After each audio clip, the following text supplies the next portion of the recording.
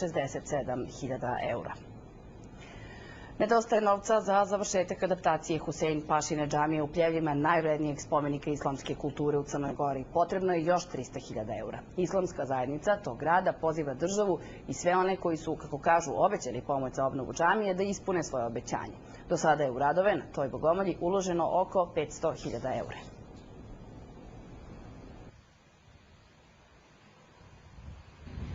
Islamska zajednica je, kažu njeni članovi, na donatorskoj konferenciji za rekonstrukciju Husein Pašine džamije u Pljevljima, održanoj prošle godine, dobila više obećanja nego novca. Da pozovem sve one koji su na donatorskoj konferenciji obećali da će dati svoje donacije, da to i učine. Ovdje posebno pozivam državne organe, jer je i njihova obaveza to, pošto je džamija pod zaštitom države, oko 500.000 je do sada potrošeno, otprilike još jedno 300.000 vjerovatno.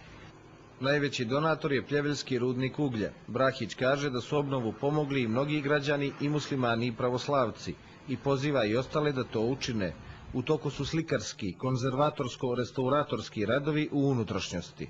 Završeni su radovi na kupoli, koja, moram da naglasim, jedna od najljepših, zovu je plava kupola. Kažu da nema nadaleko ljepše.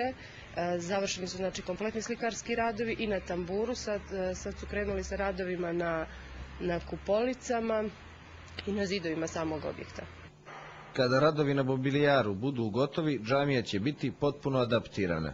Vrata ulazna treba da se restauriraju i ostaje da se odradi rekonstrukcija šadrvana i uređenje terena oko džamije.